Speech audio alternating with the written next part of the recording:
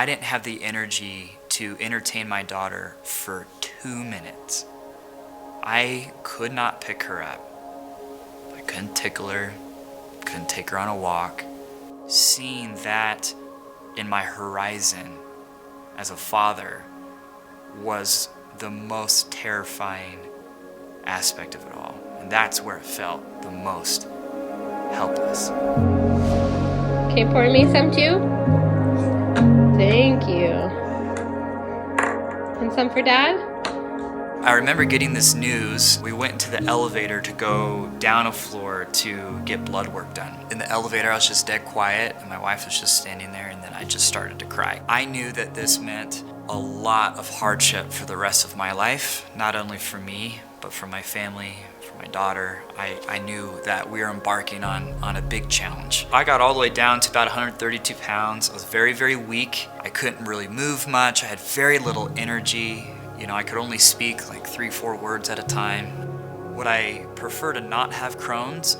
In certain ways, of course. But for my development where I stand today, it has been the catalyst for everything that I'm proud of. So I wouldn't give it up for anything in that sense. Well, it's easy to say when I'm on the good side of things and I'm reaping all the benefits.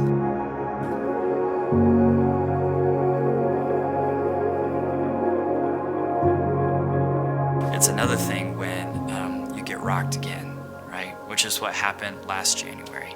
I was speaking at an event called Door to Door Con here in Salt Lake City, and I was on stage, and there's all these people out in the audience, and I'm mid speech, and I start to feel the pain again in my stomach that I haven't felt for like months and months and months. It was terrifying. I was like, no, please, no. Please, no, I can't go through this again. I tried to pretend like I didn't feel it. I'm coming off talking about my whole experience. That's what that speech was about, was me telling my story, and consistency over intensity. I've built this whole, message around it. And then as I'm explaining it to people on the biggest platform I've had yet, I start to hear it talk to me again, right? My disease. And I get off stage, and what proceeded from that day over the next 3 weeks was some of the worst physical and emotional pain I have probably ever felt in my life. My wife was essentially spoon feeding me at times, helping me out of bed to go to the bathroom. She helped me down the stairs, all that. And I got so weak that it's like, all right, we gotta go to the hospital. We finally just gotta go. This is not, gonna get better. My buddy Ray drove me to the hospital, helped me out to the car, got me over there, and they put me in a wheelchair immediately, and he saw me at my most broken.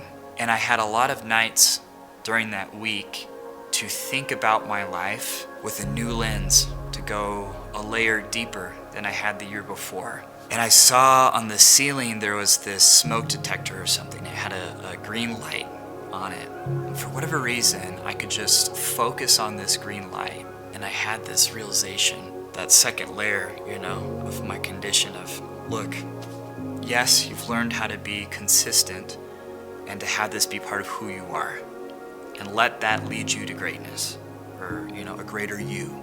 But now you need to learn how to let go of all of the results that will ever come from this. Because at that time, I got really into, okay, what's my PR, right? I was feeling really strong, I was feeling really fast, so it's like, how much am I benching? How many miles can I run? How fast can I run a mile? I started getting very results oriented in everything that I did. And that's okay, results have a place. Goals are important. Metrics are critical. I'm not saying they're not, but when you hang your hat only and foremost on that, you're setting yourself up for devastation. So I had to completely let go of being attached to the results aspect of working out and these things. And eventually, by showing up every single day and just being consistent, because it's the only thing that I could do, I got stronger. I got more energy. I started to feel it more, right? And slowly and surely, my consistency led me to intensity. Now it has led me to momentum and more momentum, running a marathon, another marathon, doing a Murph challenge for every day for a month straight, and now embarking on an Ironman, which is, arguably one of the most intense things that you can do as a person.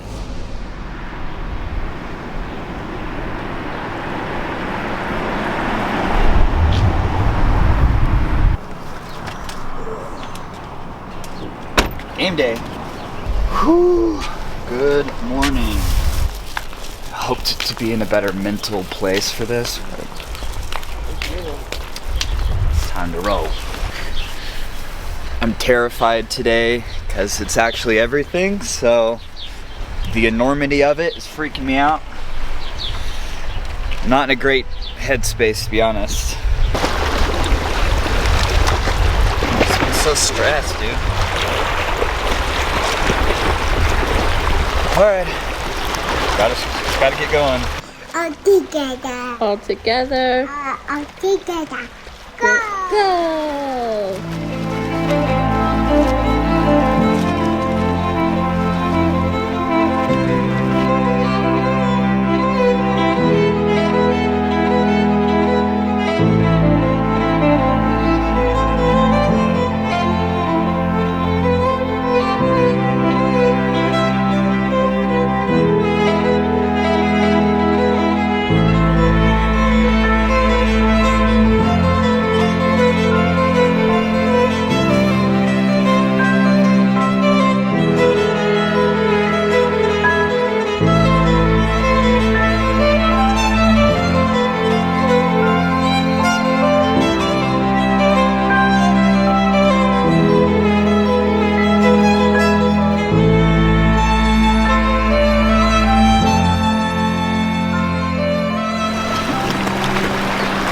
Starting to feel a little bit better. Go get it.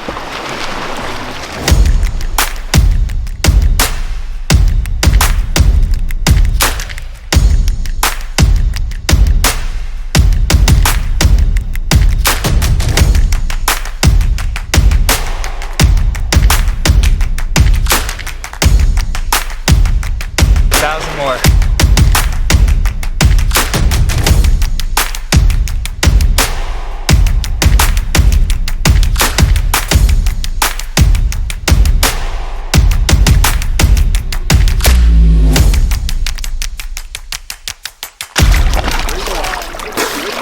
Last lap.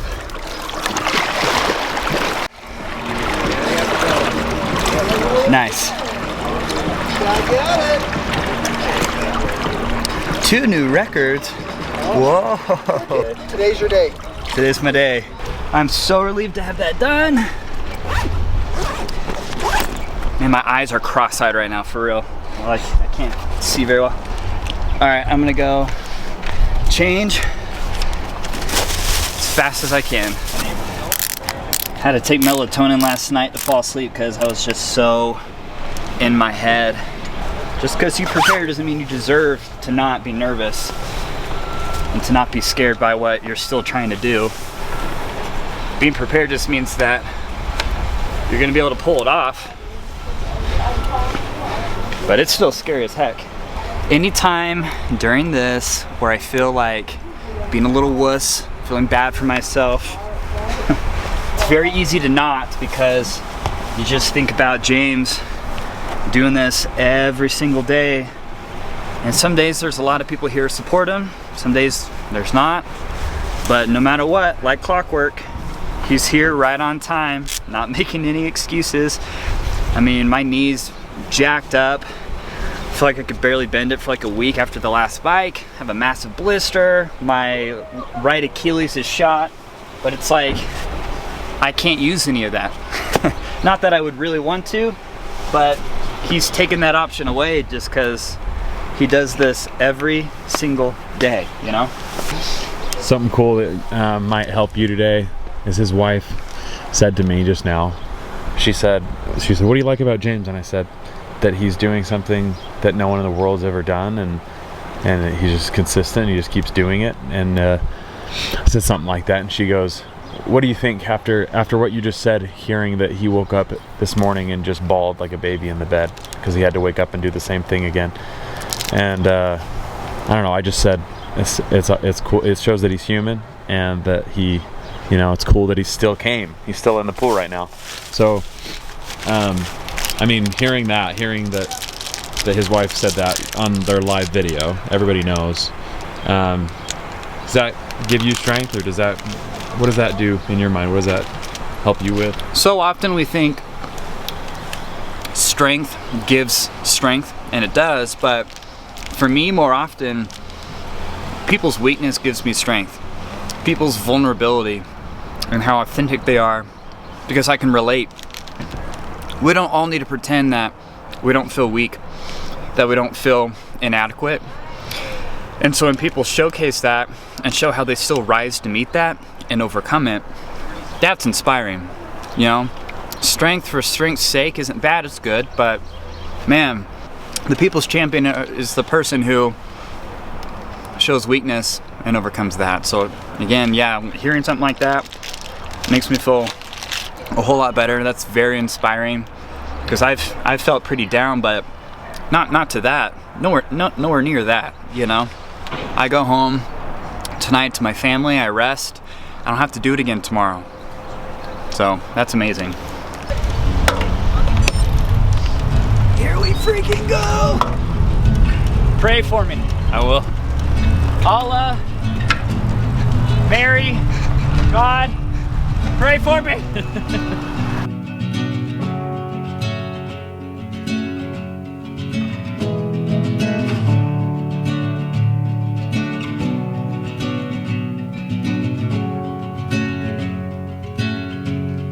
Why I'm trying to do an Ironman is for people in my community. That's autoimmune disease of any kind, ulcerative colitis, Chrons, whatever else, there's so many. I want people to not look at this and see where I'm at today and feel like they can't get where I've been able to so far. My goal with all of this is to help the starting point, to bring you back onto a better path for yourself. That's what energizes me every day with it. Just 100 more! When it's really hard, I think about, man, but if I can push through, think about all the people that maybe it could help, maybe it could motivate, maybe it could inspire, even a little bit, just have a little bit more happiness in their life, a little bit more hope, a little bit of a vision of what, you know, they could accomplish at some point, right? Or something like this.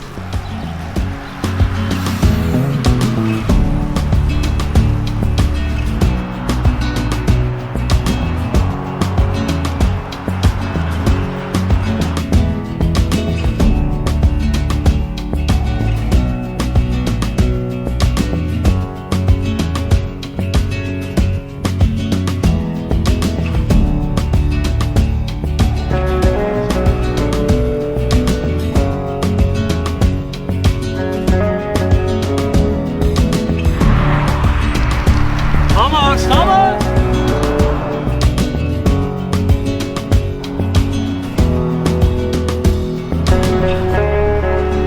3 miles.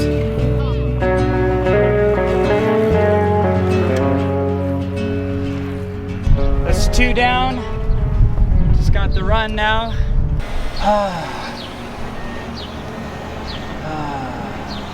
What's up, Max? It's my buddy Max. He's going to be joining me today. Dude, it's been a minute. It's been a minute, bro. Dude, I've been here like 4 minutes, so. How are you feeling? I'm pretty sure I tore something. No, like 100%. Like, for sure, yeah. Not a joke. I'm pretty sure I tore whatever this guy right here is. I did that on the last ride, and it just hasn't healed, dude. So got up at like 4:45. Was in the water at like 5, just right here in the pool. In the water at 5:20, 5:15. It's like an hour and a half swim, 20-minute kind of transition between, and then that was just a little over 6 hours. So what's more important about all this that I hope I'm trying to be about is it doesn't have to be an Ironman. It doesn't have to be a marathon. It doesn't have to be these big, intense things. You know where you're at. You know your baseline, and you know what would be really pushing it for you, right? We all have strengths. We all have weaknesses. We're all so different. It's good to be scared. It's normal to be scared. And, you know, it's probably even good to target things that scare you and pin them down, you know? If you can just set things in motion, seriously. win or fail, just set it in motion and you'll be really surprised at the outcome. I feel great. So gotta change my clothes though. And pee. And poop.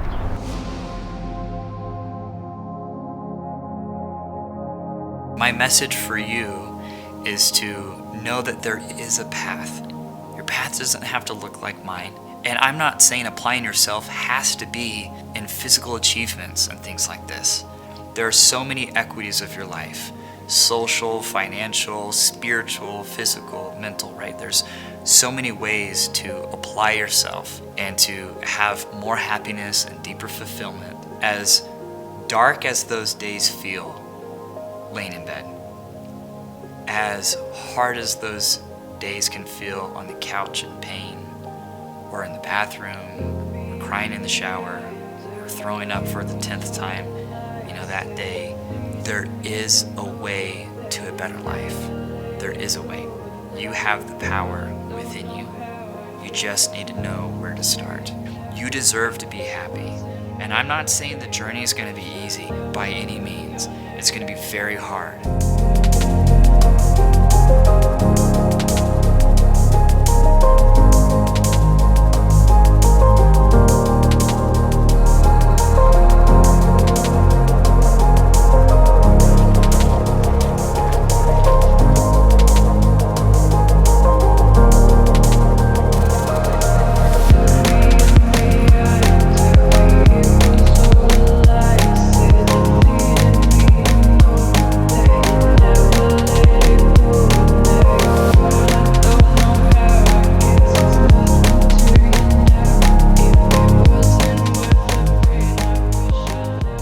Times it will feel harder to go for it and apply yourself than it would to just give in to the pain and sit there and curl up on the couch.